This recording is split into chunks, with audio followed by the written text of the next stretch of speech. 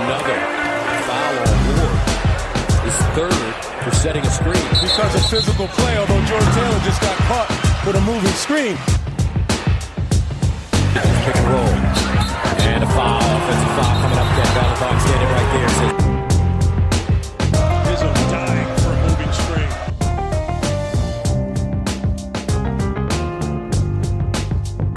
Hello, everybody. Welcome back to another edition of the Moving Screen Podcast. Brendan Quinn with The Athletic, here with Dylan Burkhardt of UM Hoops. Dylan's playing injured today. Much respect for you. Getting out there, suiting up, being a real gamer. Yep, I mean, got to get by, and we're here to talk some hoops. Doesn't matter if I broke my elbow flying off of a scooter this week, we're getting by. Be safe out there. Very dangerous, man. I keep hearing stories like this. I don't know, man. Those things are bad news, but maybe whatever. We can get some PSA sponsorships lined up for the podcast moving forward. Bad news. But this is a early guest in the show. As this is a special Big Ten edition of the pod. We will be touching obviously on Michigan and Michigan State, but kind of as we talk about their upcoming games, we are going to go through the week's worth of Big Ten games and give our picks for who we have winning. We will probably make a little small wager. Maybe we'll talk about that on the back end of the show of what we're actually willing to bet on this. We're just going straight up. We'll give our thoughts on against the spread, but this is our way of being able to cover all of the teams while also gambling, which is always good. Yeah, I mean, we got it works out nicely because we have almost a full slate of Big Ten games for every team, so it gives us a way to go through and hit on every team in the league since we haven't done as many Big Ten focused podcasts over the last few weeks, I would say. Yes, so much so that I'm pretty juiced up. I've got the takes are ready to go. I am ready to go. I got notes, numbers, got some stats over there, some takes, some hand tabulated stats. You got some metrics. So I'm just glad your shooting hand isn't the one that's hurt because I'm expecting you to be firing. Getting by. We're getting by. We are left hand injury cannot hold this podcast There back. we go. We are. You guys know the deal. Make sure you subscribe to UM Hoops. Make sure you subscribe to The Athletic. We're not going to give you the pitch today. We're just going to get into these Big Ten talking points. So the first game of the week, we're going to talk some Minnesota and some Iowa. This game is tonight, so it will be quick. We won't go too deep into these because we're recording this at 1:45 Eastern, and this game is tonight. Iowa's a 7-point favorite over Minnesota at home. Interestingly, I don't think anyone would have predicted this maybe a month ago, but this game is a matchup of the number 1 versus the number 3 scorer in the Big Ten, of course being who else other than Luka Garza and Daniel Oturu. Garza's leading the way with 22 points a game, and Oturu is at like 18 or something, like almost 18 or something like that. But couple of weird teams, and I know I'm geared up for this one. Let me tell you. I need some help figuring out Minnesota. Okay, let me see what I can do for you. So my first problem with Minnesota is the schedule was just really, really bad. Way too many games that are easy to lose with not a lot to gain. Playing teams like Oklahoma on a neutral, Utah on the road. Those are games that you probably look at and say, yeah, Minnesota's probably going to lose that. But if Minnesota wins those games, you're not saying, oh, great job, Minnesota's legit, right? They're just games that happen. They really put Minnesota behind the 8 ball. I don't think this team is that bad. Do you agree with that? Or do you think they could be? I find it interesting that they're 7th among. I know that there's still some preseason numbers baked in, but it's not like Minnesota had great preseason numbers. But they're up to 7 among the Big Ten teams in Ken Palm. Am I looking that wrong? I think you're looking. I think it's just sorted by conference record, and they're still at 0-0. No. Ken Palm ratings. They're 65th. Oh, I see. And I what you count. mean. I see what you mean. They're not 7th, Okay. but And we're 11th good. and 11th in Bart Torvik. But no, I do in theory agree that I don't think they're quite as bad as I thought they were going to be. That said, I mean, the interesting thing is that they scheduled for like an NCAA tournament. When you're talking about the schedule, I think they scheduled for like an NCAA tournament team because I think that they thought they were going to have Amir Coffey. Oh boy.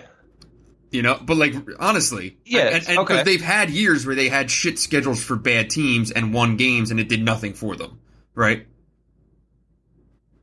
Yes, and that's true, but they could have done with an Indiana style schedule this year to build confidence, to put it all together, Right. do enough. And I just think they're so far behind, it's going to be tough. But I think this team is good enough to beat a few teams, especially at home in conference play. Like they're a tier above, I think, some of the teams that you just lump into the Big Ten cellar, right? Mm-hmm. You agree with that, or are you just throwing them down there with them?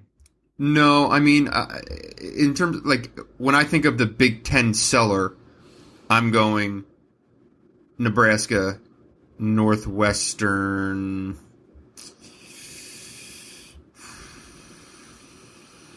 It's kind of hard to push anyone else in Like there right now. Maybe a But Rutgers, conventional but I don't wisdom think so. might be that Minnesota is a step behind teams like Iowa, Illinois, Rutgers, right? I think they're in that. Like, I don't know that they're that much worse than any of those teams. Do you agree with that? Yeah, I think those all sound like teams that are going to be flirting around like that 6 to 8 Big Ten win area. That sounds right. And Right. it's interesting because this Minnesota team plays differently. They actually shoot threes. So, like, I like a lot of the things they're trying to do. Not quite all there yet, though. I Yeah. don't know. I mean, from what I've seen, I mean, Oturu's playing great because it's not only scoring, but he's rebounding the hell out of the ball. He's protecting the rim. He's averaging almost, I think, like 4 blocks a game or like 3.5. The two guys that interest me are Peyton Willis, the Vanderbilt transfer, who gives him interesting minutes. I think he's nursing a bum ankle right now, but he played in their last game against Clemson. But he's leading the Big Ten right now with 2.9 made threes per game. And that's a big boost for a team that I think that I mean, me coming into the season at least, I was like, who's shooting the ball into the basket for Minnesota this year? As simple as that sounds. And the other one's Marcus Carr, sophomore. He put up 24 against Clemson.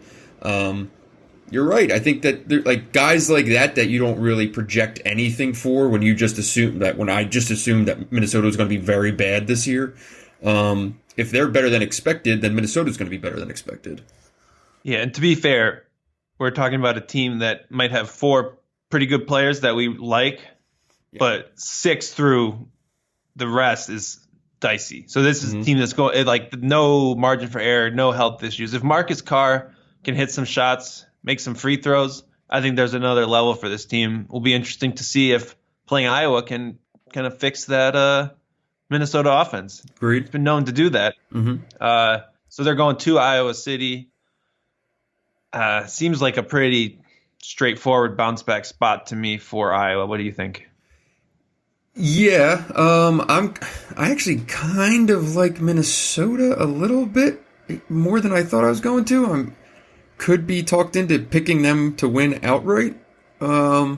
Mainly because Iowa, dear God, I don't know what. I mean, watching that game the other night, you weren't there. You were tending to more pressing matters, but that was awful. And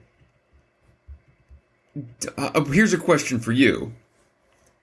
Do you think Michigan put the tape out on Iowa? I know Luka scored 44, and that's insane. But, like, I think you can make the case that what Michigan did is what every single team should do. Yes and no. I don't think Michigan – I think Michigan's coverage was – like you're talking about, I guess, singling Garza in the post and not playing off shooters. Iowa still scored 1.23 points per possession in that game. Right. If you score 1.23 – like you can play on air, and a lot of teams won't score better than 1.23 points per possession. So the fact that Michigan scored 1.4 points per possession is really what won that game for Michigan, not necessarily a great defensive plan. But On the Iowa hand, also went 3 for 15 on threes, and you're scoring those points per possession, but at the same time, it was Iowa is just solely relying on twos. Michigan made 10 threes. That's the game. Yeah, but at the same time, so I think the strategy works because I think Garza probably is not going to go 17 of 29 most nights. Right. If he misses 3 or 4 more, he played about as well as you can play, right? Yes. He scored 44 points on 32 shots. I don't know that every team, even at that level, though, has the firepower to keep up with Iowa. Iowa's offense is really good. The fact that they can beat you that way, and if you overplay on Garza, that they can hit threes, right? I don't think that it's not like Michigan shut down Iowa. Michigan just outgunned Iowa. Mm-hmm. So I don't know that you can say the tape is out. I was wondering if that's a thing that we'll see now. Because end of the day, Iowa's defense is so bad that if you're just going to make it Garza versus what you can put up on that defense, there's a good case to make for that. They're allowing almost 73 points per game. That's 13th in the Big Ten. They're a full 4 points behind Illinois, which is at 12. They're last in defensive field goal percentage at 44% allowed. The guy that's kind of the mystery here is Bohannon. And I think you have to chalk some of it up to the coming back from the injury, but he's all over the place. In just production-wise. In his last 4 games, he went for 20 against Texas Tech, then 3 against San Diego State, then 17 against Syracuse, and then 8 against Michigan on 3 for 11 shooting. So, is he a guy who at some point finds his level ground? I don't know, but if you get him on an off night, I don't see how Iowa can win a game that's competitive. Well, this next week is basically decision time for they're still talking about a medical redshirt for Bohannon, and it's up to 10 games, which would be the Iowa State game that he can play in next week. So no, I guess that's this Thursday. So he's not. From what I read, he has not been practicing. He's only playing in games, and they're still very much considering a medical redshirt and just shutting him down. So that's a key thing to consider. And not practicing at all probably does not really set up well to be consistent when you take the court, right? If he can't even get through practices during a game week, I don't know. I would think that, especially if you lose to Minnesota this week, I don't know, how far do you go before you think about running it back next year? And it's gotta be it's gotta be hard for him too. It's hard to play 10 games and then be like, meh, I'll just sit out and wait. When he clearly feels healthy enough to play, he's out there. So, it'd be interesting if he does that, what that means for Wieskamp, because a guy who, there's a couple of players that you put the disappointing tag on probably in this league right now, for lack of a better term, and I'd say it's probably Wieskamp, Ayo, and Aaron Henry would probably be the top 3 in that conversation in terms of preseason expectations versus what is being delivered. All 3 were high on your preseason. This is correct. Hype bus. You were all in on those. I feel like everyone was. I was maybe a little over the top on Wieskamp, but you were all in on Wieskamp. How's that going for you? Well, the thing that's watching him in that other game, there's first of all, his in between game is drastically missing. He shot 56% on twos last year. He's down to 44%. Right now, he's not an aggressor at all. He's only averaging 2 free throw attempts per game. So, that's a red flag for me where it's what is he still kind of just waiting for shots to come to him, or is he being told not to be the aggressor? It just doesn't make a lot of sense. He didn't attempt a single free throw versus Texas Tech, San Diego State, and Syracuse. And then he went 2 for 3 against Michigan. That's two made free throws in 4 games for a guy with his skill set. So I think it's a couple things with Wieskamp. First off, he's just missing shots that he made last year, right? So cold 3-point shooting can really change how you look at a guy, right? Guy who shoots 42% for the whole year is going to seem amazing, but really the difference between being down at 35%, especially over a 8-game sample, is very small. So that's a little bit of his down start. But you hit on it with the 2-point numbers. Last year he only attempted threes and layups, and he was able to play off of more action, I would say, right? Like Bohannon was healthy and a legitimate threat. Tyler Cook would draw double teams sometimes. Garza would draw double teams. There's no one really there to set him up for a lot of those shots, and it's not really that they're asking him to be a ball screen creator, but play more off screens, curls, do a little bit more inside the arc, not just spacing the floor, and that's going to be an adjustment. His 2-point numbers are going to drop from 56% regardless. Yeah. But yeah, it's not completely working for him in that regard. At the end of the day, if he was shooting 42% from three, we'd probably look at his numbers a bit differently right now too. Yeah. And last year, probably Isaiah Moss and Tyler Cook were probably drawing the other team's best defender. Whereas this year, it's going to be him every single time. Similar, like CJ Frederick has been really, really good this year, but he's in that role where he's probably not getting the best perimeter defender, right? So more attention on Wieskamp allows Frederick to shoot 63% on twos and 52% on threes, right? Right. Those are the numbers of a guy who's only shooting when he has a great opportunity. All right.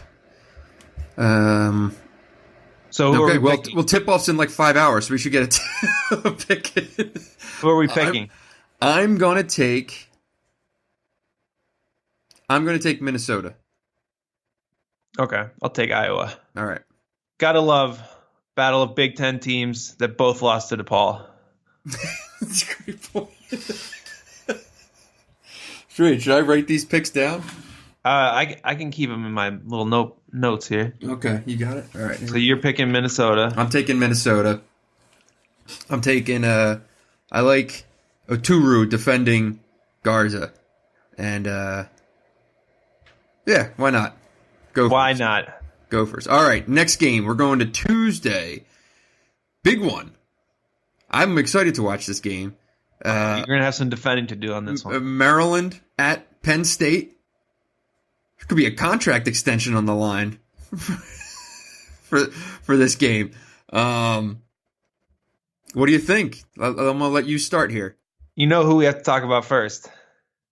When are you going to rescind your Anthony Cowan takes?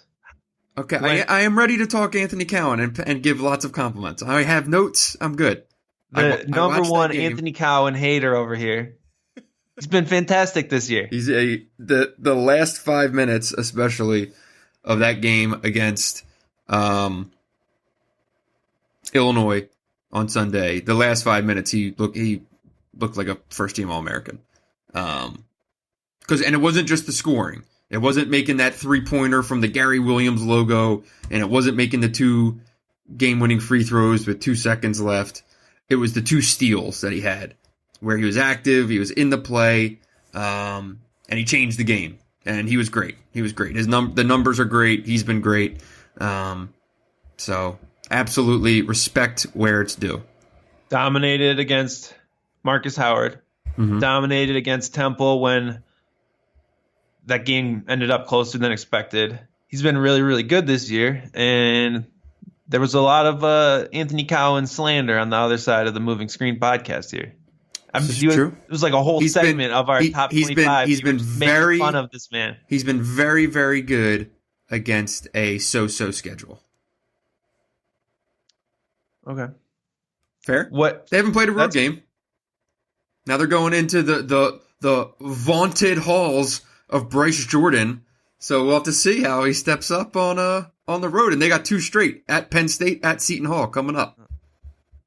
I'm just saying. All right. So Penn State. Every time I want to feel good about something Penn State did, I find out that the team that they beat is just not good. Uh-huh. Syracuse, Georgetown, Wake Forest. Like, come on. These are all. We want to get excited, but this is the kind of game that Penn State needs to win if they're going to make the NCAA tournament. Maryland's good, but this game is at Bryce Jordan. It's all right there for them.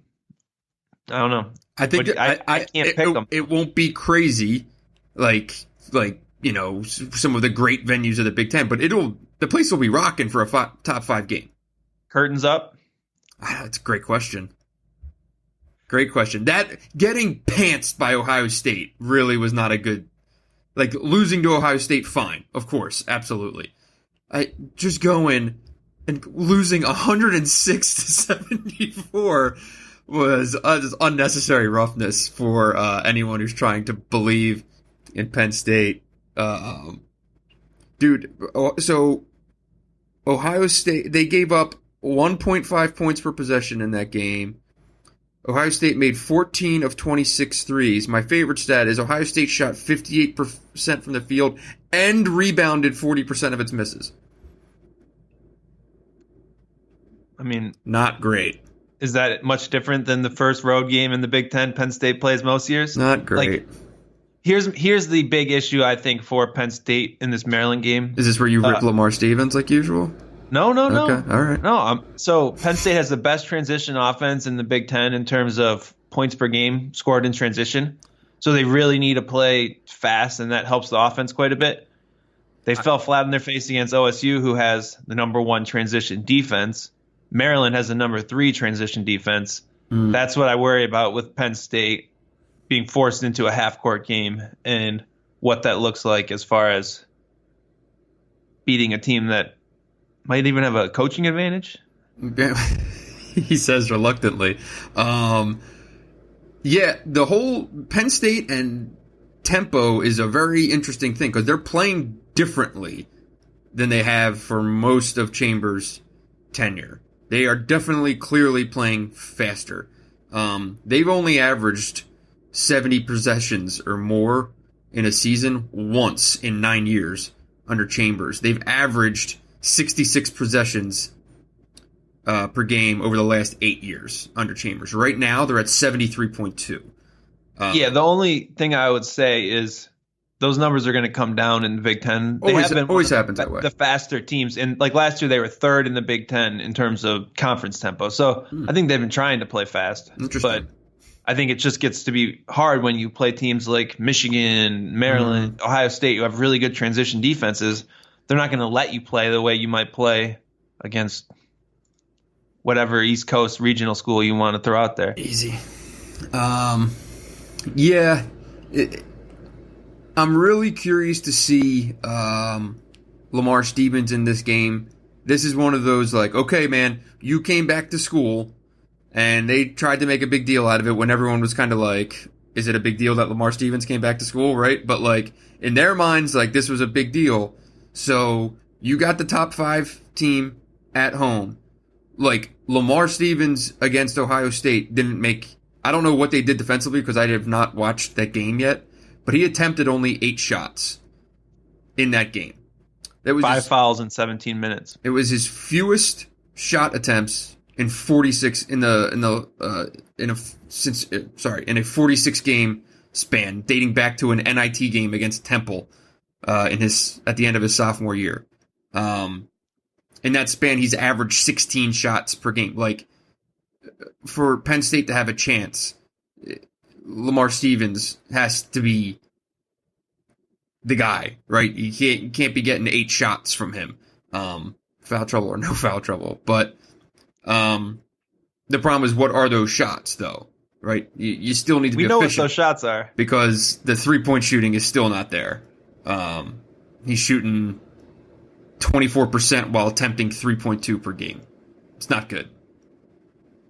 53% on twos. Yeah. I mean, look, he can score. The good news is if you were going to get one of the top 10, 15 Big Ten type teams at home right now, I think you would pick Maryland, right? Like that's the team you want to play. If you're going to try to steal one of those marquee conference wins, also at Ohio State, Maryland at home, brutal early Big Ten draw for Shocker. The Nittany Lions.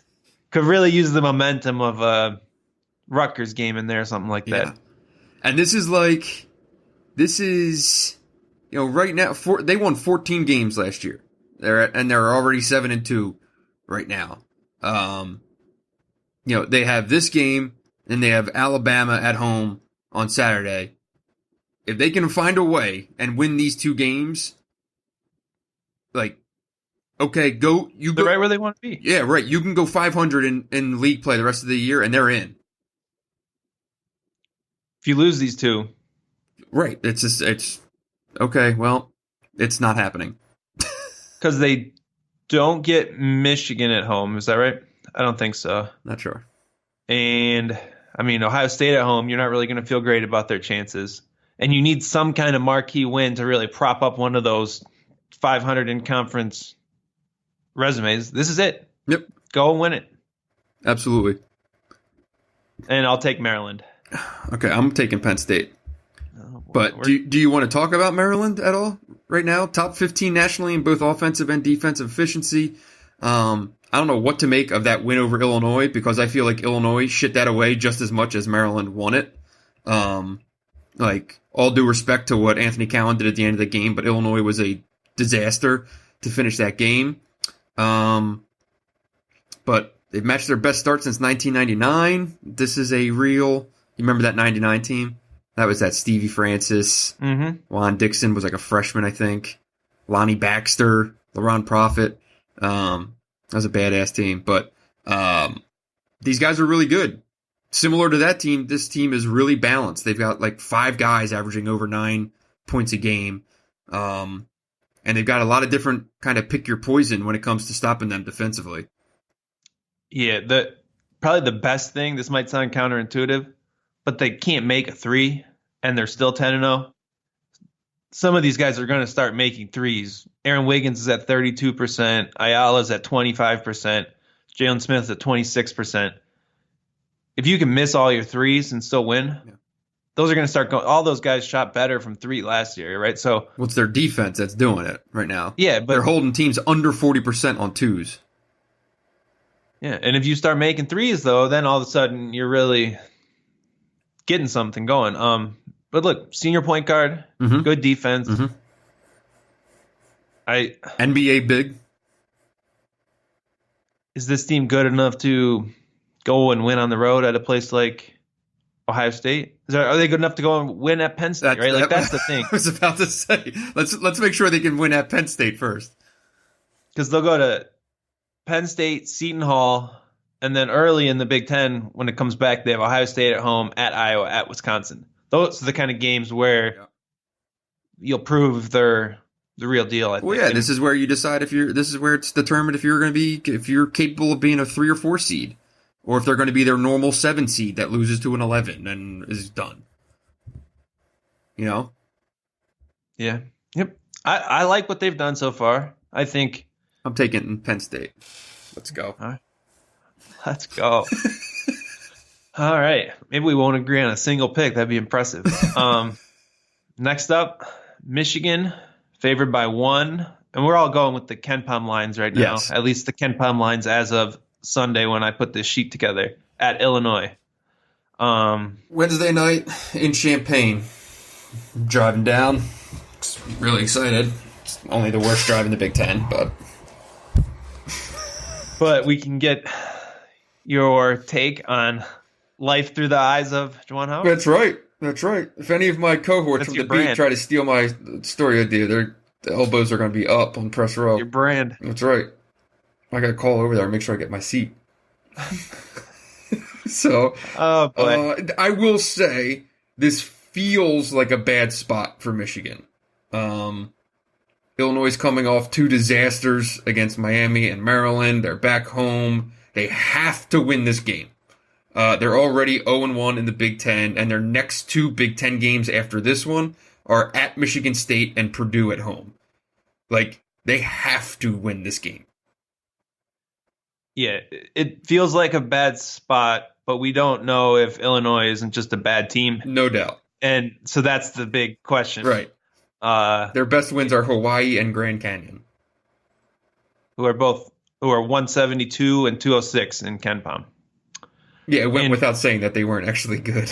And you can see this Miami game, and it looks like a 2-point loss. They got ran off the court in the first half. They did. And then the fact that Miami is not very good came back into play, and they almost had a chance to win, and then still managed to mess it up. So this Illinois team, like, I'm just Fred I have no Underwood, idea. man. No idea. I want to believe, and then there's just some extreme outlier every year. There's nothing about his teams that are just run of the mill or normal. Mm-hmm. So all of a sudden, Illinois decides, well, we're going to offensive rebound now because we have Kofi Coburn. They're leading the country in the best offensive rebounding team in the country. They never offensive rebounded. Okay, great. You can emphasize something. Yeah. On It's a good defense, thing they're the best offensive rebounding team in the country because they're ranked 245th in three-point shooting at a stout 30%. on defense, stop trying to force crazy turnovers all the time. Mm-hmm. Stop fouling. So their turnover rate, they were 24th last year, down to 280th. Fine, that's good. Stop doing all this crazy pressure bullshit. They stopped fouling, 338th to 6th, but they're still only ranked 124th in two-point defense, despite the fact that they have this massive front line. I don't know. I can't buy in. I can't believe. It's their turnovers. Like, you can't. What's their turnover percentage? 21.7%. That it's a non-starter. And then AO is. They need to get him going, man. They need to figure something out. His numbers are just down. 3-point shooting percentage is down from 35 to 28. His rebounding is down from 4 a game to 2.5. His turnovers are up from 2.3 to 3.0. He's 2 for 13 on threes in their 3 losses. Like, he's supposed to be the man, and he's not playing like the man. Here's a weird stat. Like, AO's 6'5". You think he should be like this super active defensive guy flying around, making stuff happen. He hasn't blocked a shot this year.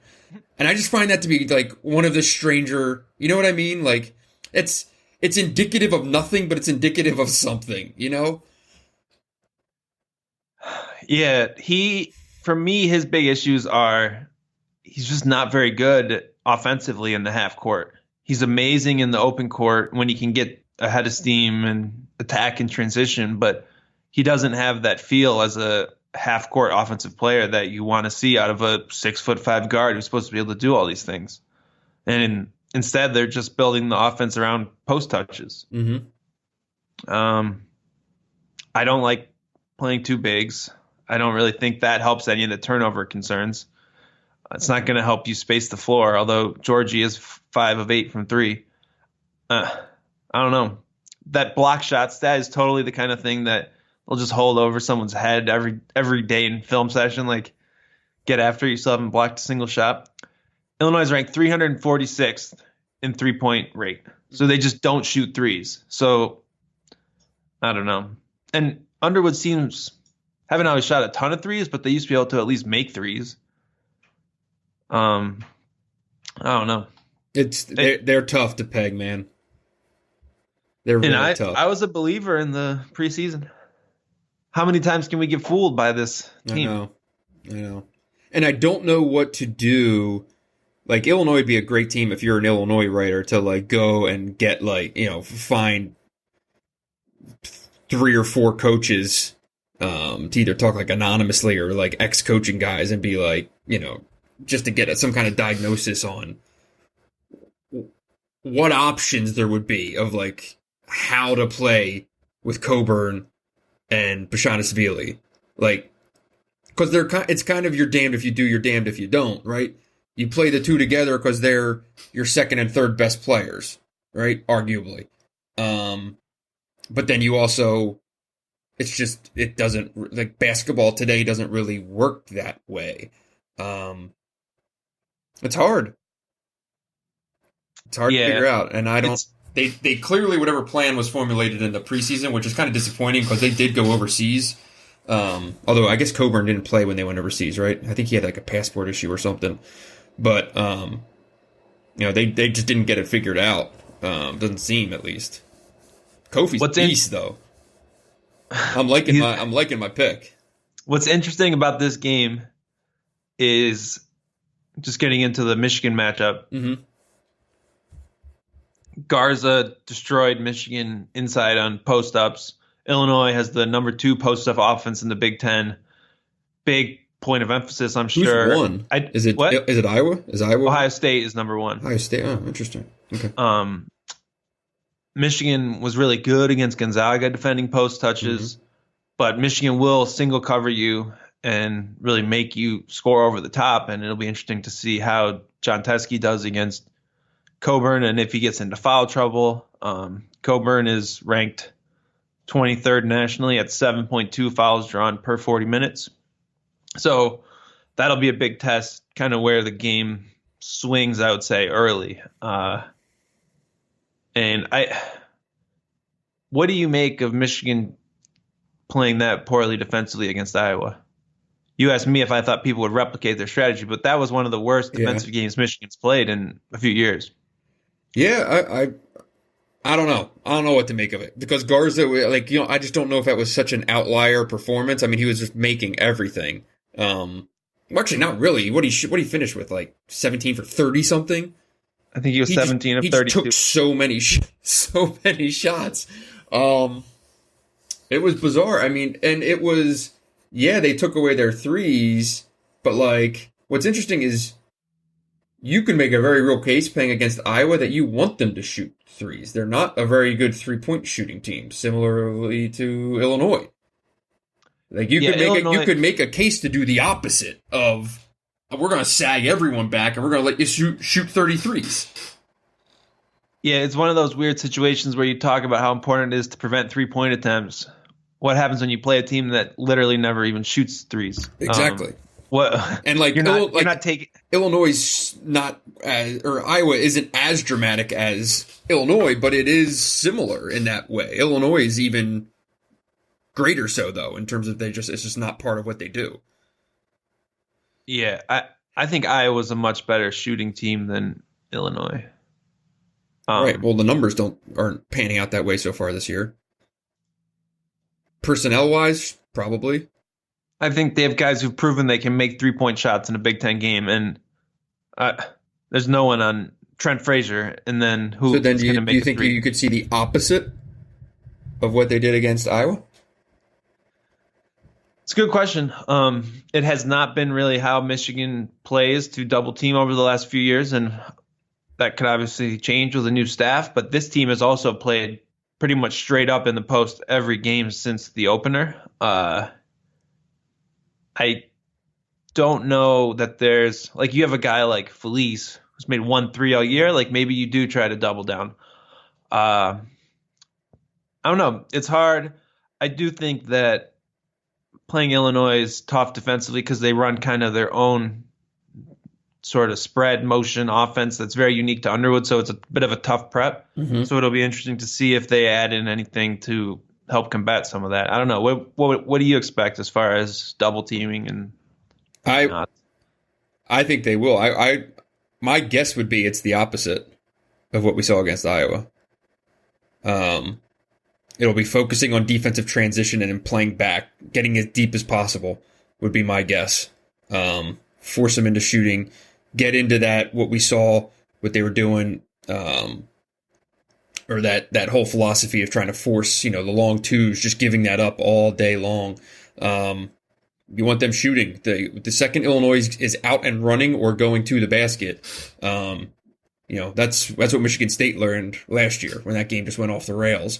And Illinois was just flying around getting buckets, and Cassius Winston was kind of thrown into, a beehive, and it was all over. What was interesting is I think you would look at Illinois defensively and then at Michigan and say, man, this could really be a tough matchup because you can put AO on Xavier and put him and give him some help and just put all this athletic length on Xavier away from the basket and try to take away those passing lanes and things like that. But he carved him up pretty good last year. It was 8 assists, 2 turnovers. Michigan got the win. That was still when they were undefeated. That got them to 16-0 on the year. They were cooking. But this year I imagine that's what you're going to see. Yeah, they played really aggressively against ball screens last year. I have not watched enough of them to see how they're covering ball screens. because they're not forcing turnovers at the same rate they were last year. But Michigan just killed them last year with John Teskey short rolls and then backdoor cuts, and he would make the extra pass. That really came down to just Xavier and Teskey being really, really good. I don't know I wouldn't be surprised if Illinois changed that up a bit, right, and does something else defensively. But we'll have to watch and see in that regard. It is a really tough spot. Like if you're just looking at the situation, I think you would pick Illinois. Home game, season almost on the line against. But at the same time, man, I've thought like, okay, this is where Illinois is going to look good, and you could say that the Miami game was the exact same kind of spot. You need to do something. You're playing a team that's not very good at home, and you just get run off the court. I can't get there to pick Illinois in this one. I'll go Michigan. Wow.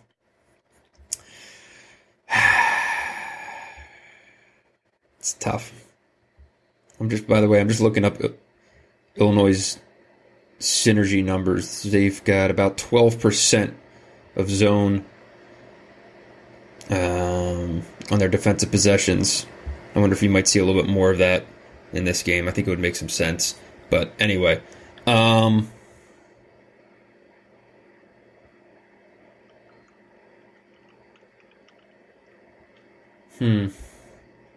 been going back and forth on this one since last night when I first kind of started on this, and I'm going to go with Illinois. All right. I just think there's so much riding on it for him, but I'll take Xavier Simpson over Andres Feliz every night of the week. I agree. It's a hard place to win. Comes down to for me. It's a hard place to play, and a lot riding on it for Illinois. So I'm going to say that they get it done. The season isn't over yet. All right. Next game is Wisconsin at Rutgers. Rutgers. This is Wednesday night as well. I saw Rutgers last night live and in person in East Lansing. Wisconsin is giving 1 point underdog on the road at Rutgers. Two now on Ken Palm. Now it's up to 2, which I would agree with. This is interesting in that both are terrible shooting teams. The difference is that Wisconsin still attempts to rely on the threes, while Rutgers realizes what it is and tries to live in the paint. So can Wisconsin make shots in the rack? That's the big question, man. This is actually one of the more interesting games of the week, I would say. I think they're all interesting games, other than Nebraska, this game Indiana. is about as interesting as it gets for Wisconsin at Rutgers. Like, we're going to learn a lot about both of these teams. If Rutgers is going to be a team that's legitimately a pain in the ass, they should beat this Wisconsin team at home. Mm-hmm. If Wisconsin has any ambition of making the NCAA tournament, they need to win at Rutgers. They've already lost 4 games to pretty average teams, no top 25 teams, right? Right. This game is going to be like 44 to 42. Was there a more predictable outcome than Indiana just getting completely pantsed at the Kohl Center last weekend? No, you called that.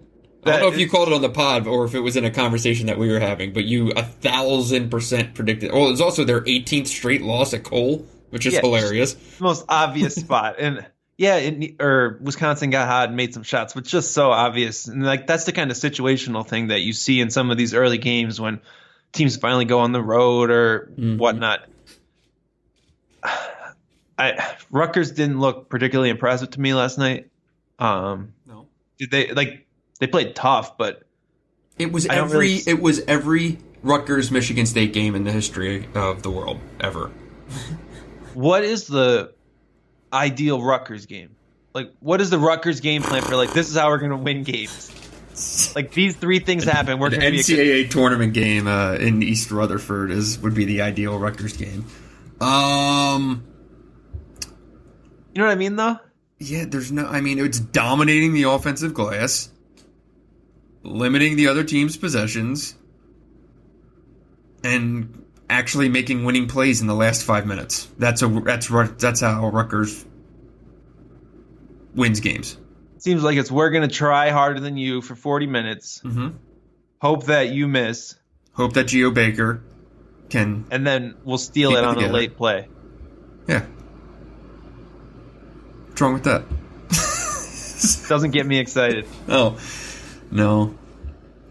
And I mean, but this is the thing. Like, Rutgers' talent level, you can talk whatever you want. Facilities, da-da-da-da. It's a weird fit in the Big Ten. It's this, or that. But it's always going to be just the disparity in talent level. And, you know, Peichel just gets these tough sons of bitches, and they just try to bully you until you submit and lose the game, as much as they go and win it.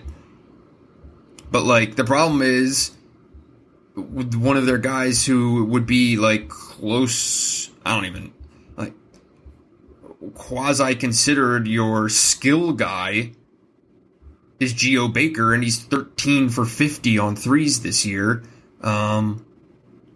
And he was a minus 17 in the plus-minus at Michigan State last night. It was 5 more than anyone else on his own team.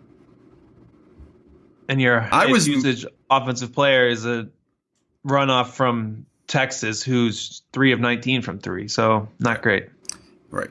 The real travesty last night was we didn't get to see Peter Kiss. Remember that dude? I do. Is he hurt? No, he's just not playing. He feel like has fallen out of the rotation. He had a breakout moment for like a couple of weeks a few years ago. When he got on the court last year up in East Lansing, he was talking mad shit, and it was spectacular. Yeah, he started a bunch of games last year. Yeah, but cutthroat rotation up there. I'm going Wisconsin. I think. Really? I don't think. Are we going to go opposite again? We did not review this before, so this is not like a shtick. We did not. So you're taking Rutgers. I'm going to take Rutgers. I don't think Wisconsin's very good. I don't know. All right.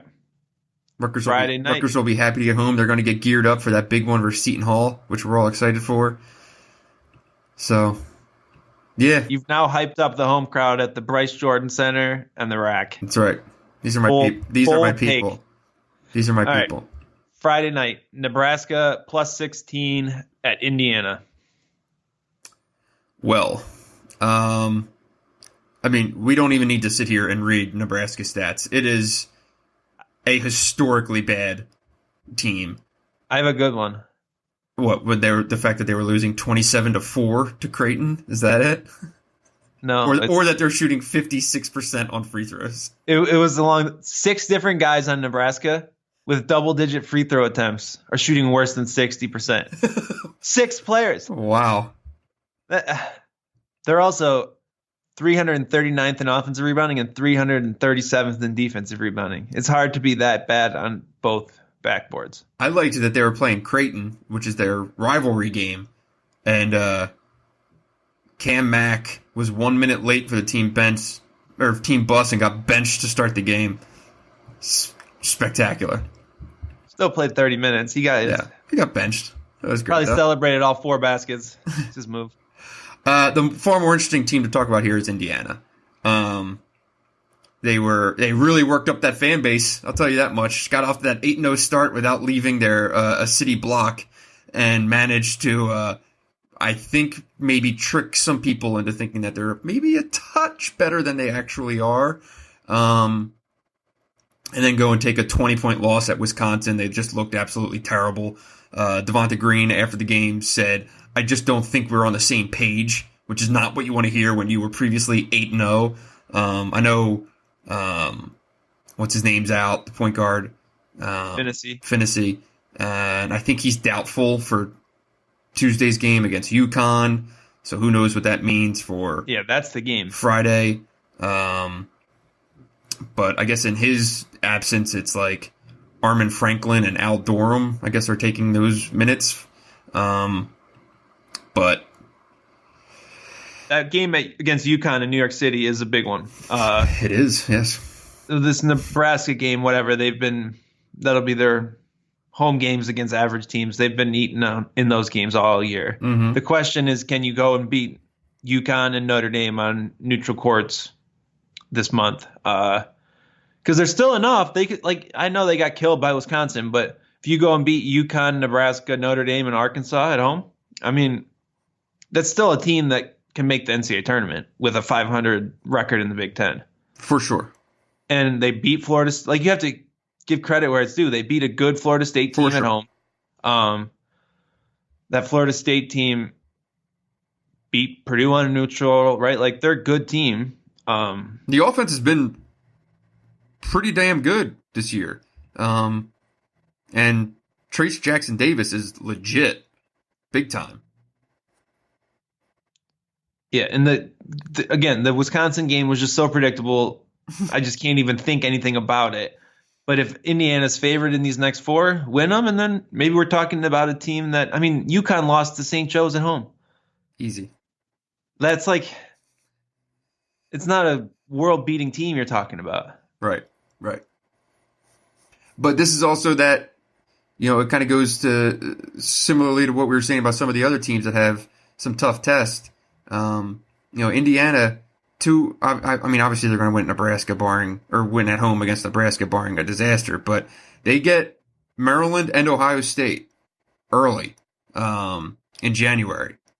And it's like, okay, are you going to be in the conversation for competing in the Big Ten, or are you just going to be in the conversation for let's get to 10 wins in the league and get back to the NCAA tournament? That might be a step in the right direction for Mr. Miller. So let's slow down with competing in the Big Ten. If they can make the tournament, tell that to the good. folks in Bloomington, man. I think they'd be realistic to realize that making the tournament would be at least a positive step. Did you just say year. Indiana fans are going to be realistic? Maybe I'm incorrect. We need to get Osterman back on the pod and pick his mind on that statement. All right, you're taking Indiana. I'm taking Indiana. Yeah, we're both taking Indiana. No Saturday games. Is that? I guess there's football or something. Is there? I don't know. But the season's over. No clue. Sunday, Ohio State -8 at Minnesota. Ohio State is currently number 1 overall on Bart Torvik. KenPom. Are they the best team in the country? Would you rank them number 1? They are playing like the best team in the country right now. You're trying to Yeah, that's right. What are you trying to say? Would you put if you did a top 25 right now, would you put Ohio State number 1? Yes. Okay. I think that's right, but I look at they've played 1 game away from home, which is a little weak. No neutral games. So they've played really well in their 3 difficult games, but I'm a little queasy about the number of homes listed on the KenPom resume right now. Sure. But it's also, I mean, you look at Louisville's the same thing. They have 1 game at Miami. I don't love Louisville either. So they've played 1 neutral court game. All I'm saying is Ohio State's strength of schedule right now, 180th.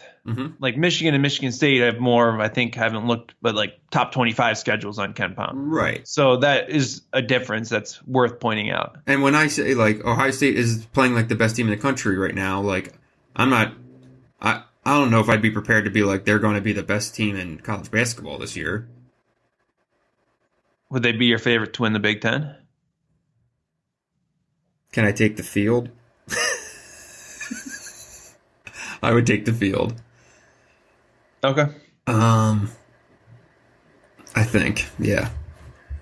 But I wouldn't be surprised by mid-February if the conversation is that Kansas is the best team in the country, or Gonzaga is the best team in the country, or even Michigan State is the best team in the country. I certainly think that's all plausible. Okay. Yeah. But this matchup, what are you thinking here? So we already talked about Minnesota earlier. I think spot-wise, this is somewhere you look at Minnesota long and hard. I think Minnesota covers, but I just don't. I'm going to take Holtman over Pitino every night of the week. Yes. But I do think this game is close. I think everyone's going to expect Ohio State to go and do what they did to Penn State or UNC, and I think this game actually ends up being a bit competitive down the stretch, and then Ohio State wins.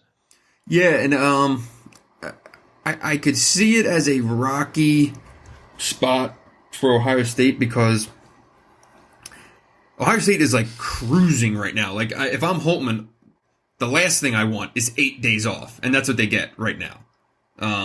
They played Saturday. They don't play again until next Sunday. Like you can just lose some of that. You've seen this before. You've seen it when times like Michigan, for example, when they've gotten off to great starts, and then suddenly they have an 8-day break, and then they like what's Ohio State shooting on threes right now? 41% as a team on threes. You don't want to take 8 days off. You just want to keep on going when you're shooting the ball that way. So like that coupled with a road game, Ohio State's going to be top 5, so you think the barn will probably be rocking. Like maybe things go sideways, and there's going to be weird upsets in this league this year, without a doubt. So, maybe I tend to agree with you. Minnesota covers, Ohio State wins, but yeah, I love watching Ohio State right now because I find that every time I watch them, I see something else that's interesting. They're a really fascinating team to watch. And how about shout out to Grand Rapids' own Dwayne Washington, leading the Big Ten in three-point shooting. He is shooting 53.7% on the year, 22 for 41 for a guy who last year couldn't throw it in the ocean at times and was just dying to kind of find his shot. But Dwayne Washington is a really, really good kid, and it's cool to see him have some success. To be fair, even when he couldn't throw it in the ocean, he could throw it up last year. He threw it up like a guy who better be able to shoot 40% from three. Right. So good to see that come around. Mm-hmm. Teams are shooting 36% on twos against Ohio State. Wow. Probably not sustainable, but sign of a really, really good defense. That's better. That's best in the country, even better than Virginia, which if you watch any Virginia game, you'll see a lot of missed twos. So that's a great stat. Are you getting hyped for that Ohio State-Kentucky game in Vegas? I mean, I'm looking at it on the screen here. I don't know that I was excited about it until now, but I'll watch it. You're going to give me Kentucky with 4 points. I might be interested in that game quite a bit. All right. So we're both picking OSU here? Yes. All right. Next one, also Sunday, is Purdue at Nebraska. Purdue given 13 points on the Ken Palm. Purdue's kind of out of nowhere kind of re-entered the conversation here in the Big Ten. I'm not buying them as... I've heard people be like, maybe they're the best team in the league. I'm not getting anywhere close to that yet. Just the offense is too limited. But looks like an NCAA tournament team, which, considering what they lost, is pretty damn impressive. Yeah, so they shot... I don't want to overreact to the Virginia game. Right, me neither. Like, it was impressive to blow out Virginia, but they shot 52% on threes in that game. They're shooting 32.7% for the year. And Virginia can't shoot, period. And Virginia, like, if anyone shoots 52% from three against Virginia, they're probably going to win. And obviously... Yeah, you held Virginia to 40 points on 58 possessions. It's a really good defensive game. I think this team is legitimately a top 10 defense. Matt Painter can coach defense with his eyes closed. But, man, like, what's really the ceiling for this team? All right. Teams are shooting 26% from three against them, which is not sustainable, right? Some of those shots are going to fall. I don't know. I can't get there, but at the same time, we doubted Ken Palm last year with Purdue, and they came around and won a bunch of games. Mm-hmm. They're just like, I feel like recent Purdue teams have been kind of fun to watch for how they played. This is not a fun 2 hours to spend watching them play. It's going to be very slow, defensive oriented, and just grinding out games, right? 58-44 over Northwestern at home. Like, are we supposed to get excited about that? No, I mean, Stefanovic is kind of exciting, when he's throwing them up and running around and stuff like that. Harms tries to be exciting to watch, I suppose. But yeah, in terms of what this looks like as winning basketball, it's not riveting stuff, but considering the alternative, it gets the job done, right? I mean, this is Matt Painter at his finest. They're just going to scrap and claw their way to 13-7 in the league, while averaging 61 points a game. I spent all summer hyping up Aaron Wheeler, shooting 27% on twos, 26% on threes. Oh no! Yikes! Sorry, bud. Drafted No Gel Eastern on my fantasy team over here at the moving screen. How's that working out? It's not. No. He is barely even playing at times this year and is shooting 39% on twos and hasn't made a three. Played 20 minutes or fewer in 3 games in a row. Wow. So, but here they are, 6th on KenPom, just kicking away and grinding people to dust. If they could go, I mean, that Butler game over Christmas break will be a really interesting one. Butler's playing really well. That's going to be a really good, I don't even know what they call it, but the Crossroads Classic, yeah. Those games are setting up to be really interesting for all parties involved. The beginning stages of Purdue's conference schedule going into January is really interesting. After a home game against Minnesota, they go to Illinois, then to Michigan State at home, and then they go to Maryland, and then get Illinois at home. Oof. That's a shit kicker right there. Yeah, we'll find out if they're... Absolutely. I mean, it's just they're not inspiring. Do they finish above 5th place in the Big Ten? Above 5th place. 5th or higher? Yeah, because couldn't even tell you who the other 5th best team is in the league. There's no one I'm going to bet to finish above them. So you would pick them 5th? Yeah. I don't see them finishing I like the top 4 teams in the league a lot more than them, but I'm not picking any team outside of that group ahead. I think they're just going to be better coached than anyone in that next tier of teams. Well, so you have Ohio State, obviously, Michigan State, Maryland. That's 3 there. And Michigan. And then Michigan. So you like them in that 5 spot. So you're not seeing a Penn State or an Illinois or a Wisconsin or a Minnesota or an Indiana or an Iowa. Right. No. Okay. Purdue will beat all those teams 58-49 and bow out early in the NCAA tournament. That's where I see it. I just don't see the ceiling that last year's Purdue team had, though. For sure. Right. I don't know that they're a team I would pick to go deep in the NCAA tournament. But man, Purdue, Wisconsin is just going to be brutal to watch. Mm-hmm. It's going to be really reminding us what Big Ten basketball is supposed to be all about here. It's the heart and soul of it right there. So we're both taking Purdue at Nebraska. Yeah. Okay. The last game we're going to touch on, just so that we're not omitting anyone, is jumping ahead to next Wednesday, Michigan State at Northwestern. Michigan State giving 9 on KenPom. This will be... Michigan State does have a game in between this. They play Oakland at Little Caesars on Saturday.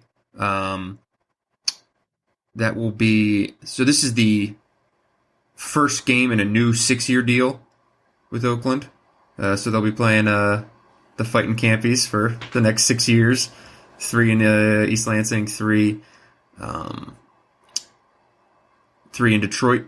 So a lot more of this game. Michigan State, you were there last night. I was.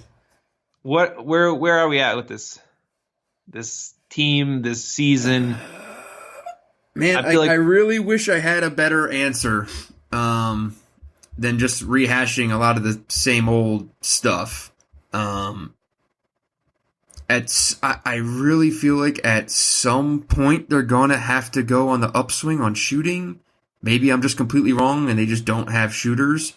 But the 3-point shooting is bad, and it's weird watching this program play that way. Last night, again, 7 for 21. Game before that against Duke, they go 4 for 16. Like, when you're trying to come up with like solutions to, how to free up Cassius Winston or how to improve the ball screen stuff or blah, blah, blah, blah. So much of that, correct me if I'm wrong here, like so much of that is dependent on, like, you gotta be able to shoot. You need shooters, right? For spacing, for everything. Like, everything kind of stems from that. And I'm not sure if this is just a spell that they're in, right? Shooting wise, or if this is actually indicative of what they are as a shooting team. What do you think? The key is, I think it's important to point out shooters other than Cassius Winston, because he needs people to pass it to keep defenses honest when he's in that ball screen. Mm-hmm. And like, I see it from Gabe Brown. I know he didn't shoot it well last night, but he's a guy who I would say, yeah, I think he can shoot at volume and be a 40% guy. Yeah. Which is where he is now for anyone who's not, like, he's 39% right now. So he's where you want to be. But that's one guy. I don't know who I would say these are going to be my other guys who I trust to get to that point. Rocket Watts, I don't really think his shooting numbers are an indictment of the type of shots he takes. Yep. I don't know that that's going to change. I don't think Xavier Tillman's going to magically start making threes. No. Malik Hall hit all those threes against Seton Hall. I don't think he's made one other than that. No, he made 4 that night, right? Yeah, but if I remember right. He made 3 against Seton Hall. He made 1 against Georgia. Okay. So Kyle Arns, I just don't know what you're going to get from him at this point in his career. Mm-hmm. He's not a guy I'm going to say is going to magically start playing a bunch of time and turn it around. What's the answer? Right. Yeah. Joshua Langford coming back, it doesn't sound like that's particularly likely right now. No, that is certainly not likely. And like, the interesting thing is Aaron Henry's 8 for 21, which puts him at 38%, which isn't bad. But Aaron Henry's at this point right now, he's also catching the ball and freezing. Yeah, and Aaron Henry making shots is found money, not counted on money, right? Like, you are counting on him to do a bunch of other things. I don't think his game's ever going to start with 40% 3-point shooting. Right. That's not bad. It's just what he is. Right. But he certainly honestly doesn't need to be taking 5, 6, 7 3-pointers a game. That's not him. Yeah, and we didn't get to enough people that you're going to trust to shoot around Winston. That's not going to. It's not like Maryland. You can say they're shooting poorly, but I think Wiggins, Ayala, these guys are all going to start making threes. They've made them before. I'm not really sure who that is and how that changes. And the problem is, you can say, oh, let's put Henry on the ball and play Cassius off it because he can create spacing. Well, Michigan State was so damn good last year because Cassius was so good with the ball. Mm-hmm. Yes, he can do some of that stuff, but you're still handicapping yourself a bit at the end when you're saying he can't play in those spots where he was absolutely dominant last year. Right. And it was no coincidence when they actually hit their peak last year. It was when Kenny Goins started making threes and the entire ball screen changed. And he was averaging like 2.5 to 3.5 makes per game. It's a completely different element, and that is totally missing right now. And Matt McQuaid didn't miss from this time last year, I don't think. Right. Just money every single time. And that I think it has to be Gabe Brown. I think I agree with you. Gabe Brown needs to become a dude right away. I know that, like, he started last night, and that was because Kyle Arns was more comfortable off the bench. Gabe Brown needs to be the starting wing who can make those plays. Like, He's the only one who I think can change Michigan State's ceiling significantly, at least as this team is constructed right now. I would agree. And the thing is, with Gabe, it's not like this is not freshman year Gabe Brown, where all he was really worth was throwing up corner threes. Like, he's attacking the hell out of the basket anytime he sees a lane to do so. He's getting his hands on the ball. He's rebounding well. He's rebounding better than Aaron Henry. He's making a lot of things happen. Like I asked Izzo last week, was it? Like, at what point does Gabe Brown start forcing your hand into giving him more minutes? And he's like, oh, well, we're basically in agreement right now that he's the most improved player on the team. And I mean, he played 34 minutes last night. So I think they're at that point. It's now a matter of maybe either drawing stuff up specifically for him more or sitting him down and being like, listen, you need to go from here to here in terms of what your offensive output is. And whether it's taking shots or doing whatever, like, you have to be the aggressor. Here's 3 hours of Matt McQuaid film. Go lock yourself in a closet and try to do this. Yeah, and the next 4 games are just going to be absolutely huge for that, I would say, just because this is a perfect time to kind of find himself. Plus the time off, too. Yeah, you can get in the gym, you can do all this, but Gabe Brown needs to be playing, I think, 30-plus minutes a game by the time January rolls around, and he's just shown the most signs that he can do it, in my opinion. And remember, Michigan State was 6-2 at this time last year. Mm-hmm. It's not like the end of the world that they lost some of these games, but they just don't look particularly inspiring right now, and especially on offense against that Rutgers team. I just didn't – it was hard for them to find that gear, I would say. What is Michigan State's starting lineup when they play Michigan on January 5th? I would think probably the same group that started last night, right? I think at some point Brown, Malik Hall. Henry. I think at some point Malik Hall takes over the 4 spot. Okay. Yeah, I mean, he's out repping. He's getting more minutes than Bingham every night, just coming off the bench. So I could see that. We'll get to that later, but Malik Hall might be. That's interesting. We'll see how that works out. Yeah. We'll put it this way. So you're saying if Rocket, I mean, when they play Michigan, Rocket is presumed to be 100% back. Do you think they let him come on a roll off the bench? I think that would not be a bad idea at this point. I think it would be a good idea unless dial him back. Gabe Brown's defense is that much worse than Rocket's that they're worried about. I don't think it is. I mean, Rocket's a good defender, but maybe the coaches see different things when they watch film. I'm not like Gabe is just making egregious mistakes out there. And if he wouldn't have played 34 minutes last night. Rockets shooting 33% on twos, 21% on threes. Right. I think it would be, I don't know any details about the injury, but assuming it's a minor thing, it still could be a good way to work him back into things and maybe start from square one. I totally agree. Get a 10-minute shift here. Yeah. Get back into it, Yep. And he seems like a dude who would probably be well served watching the first 4 to 5 minutes of a game. Yeah, and having a guy who can come in with that mindset can work better maybe with some reserves, right? I totally agree. Interesting. All right, so Northwestern. Your boys. Yeah, you're not going to get me to pick Northwestern. No? Nope, you're not going to. I'm not. The game's in Evanston. There will be more Michigan State fans there than Northwestern fans. True. It's true. I don't have anything interesting to say about Northwestern. You're not getting that out of me at the 1 hour mark of this podcast or wherever we are. Fair. I saw Pete Nance putting up 14 on Purdue. Yeah, and his teammates managed to put up 30. Well done. Not great. Fair. All right. Yeah, I have nothing to say about Northwestern. The other starters, so Nance scored 14 points. The other starters managed 12 points. Jesus. So you're saying that's bad? That's not great. Okay. All right. Well, let's just leave it at that on Northwestern then. So your big pick for this game is going to be Michigan State? Yeah. Okay. And to cover. All right.